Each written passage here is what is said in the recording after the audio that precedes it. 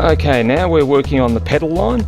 So we put one new sealing washer over the top of the banjo bolt, which is also the pressure sender for the brake light switch, and then that goes through the banjo, and on the underneath, in this case we're using 2 washers, and that's because this fitting's slightly thinner than the standard one, just to ensure we've got enough thread depth.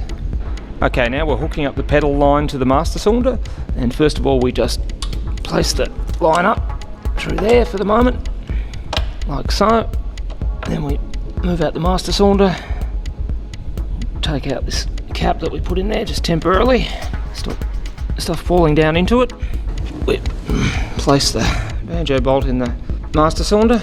So again, like when we undid it, you must be careful to rotate the wire with the fitting so as not to break the wires.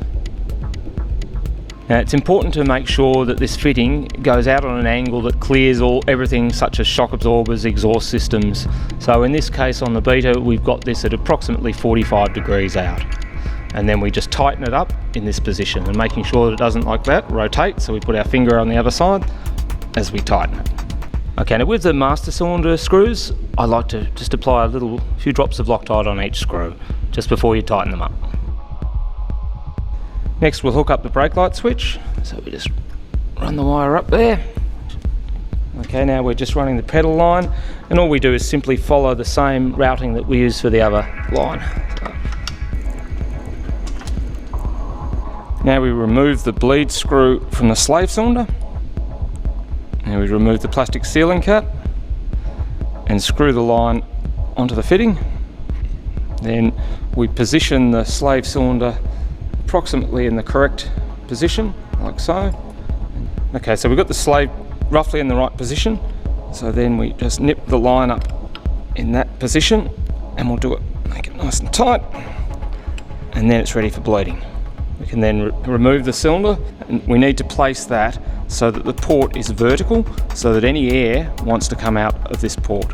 Okay, now we're going to remove the reservoir lid off the pedal master cylinder.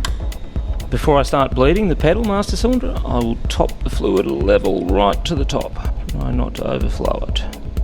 Okay, now what I do is lift my foot up on the foot peg so that I can press down on the pedal. Okay, I depress the pedal slowly until it's all the way to the bottom, place my finger firmly over the port, and then slowly release the brake pedal.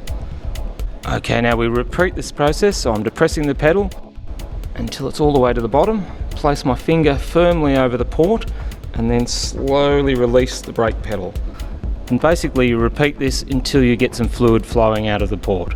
Okay, now we can see now we're starting to get some fluid and also some air coming out. Okay, and just make sure you keep this reservoir as you're bleeding this topped up. We'll just top that almost up to the top again. Once we've got all the air out of the system, we return the bleed screw, tighten that up nice and firmly, and I'm just slightly depressing holding the brake pedal down at a constant position. When I return that, I'll now release the brake pedal. Okay, now we've got the bleed screw returned. When we depress the brake pedal, we can actually see the piston going out, and that's the piston that actuates the rear brake. What I'm doing here is I'm actuating it a few times, and then I'm going to bring the unit down level so that this bleed screw is the highest point again, and then with my foot just slightly on the brake pedal, I'm just going to crack this bleeder open one more time and see if we get any air out, and I can't see any air that's come out there, so we'll just retighten it nice and firmly. Okay, with the Clake, it's absolutely crucial that you get rid of all the air, otherwise you'll never get the braking performance that you should have. So please be patient when you're bleeding and always make sure that all the air's out of it. Okay, now as soon as you're happy that all the air's out of the system, we return first of all make sure the fluid level's nice and high, and then we return the reservoir cap with the diaphragm in it. Now this will cause the fluid to overflow, so I'm wrapping this around there to catch most of it, and then we screw that down and we fill this right to the top in this case. Now, as I've been working, I haven't shown you, but I've removed this Teflon shield, and sometimes this can fall out when people are doing this, so just to show you where it goes into a slot, just like so. Then we return the slave cylinder to the body, and we just clip that in place, and that actually holds the pin that holds the levers in position. There's no E-clip underneath, only an E-clip on the top, and if you want to remove that pin, you simply fold the levers out. That takes off this plastic cover, and then the pin can be pushed up from underneath. Okay, now we're screwing the end housing on for the pedal master cylinder. We start with the 5mm Allen head, and then there's 3 2.5mm Allen head. And the last one goes underneath here.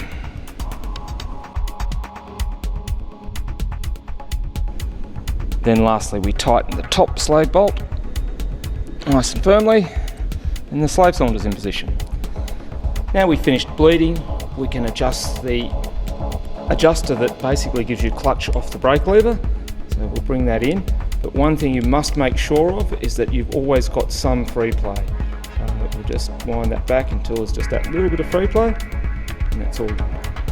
Now to finish off, we're just going to show you all the places in which we cable tied the lines to keep them away from the main things, the shock absorber, so it doesn't get caught in the springs, away from the exhaust system, to the frame, following up, clearance from the tank so that you can easily remove the tank, then up from there, up to the steering head stem, and around to there so it doesn't catch on the steering. Now it always pays to again double check and put it from lock to lock and make sure that the cable's not getting snagged anywhere. Okay, now because we've rerouted the clutch line to give us more line, we've just got to re-cable tie all these wires so that they don't rub and move around. And just finally, what I like to do is take the bike for a good ride, you know, say a whole day's ride, and then at the end of it, just inspect all the lines to make sure there's no rubbing, that it's stayed where you've cable tied it, and just check everything out.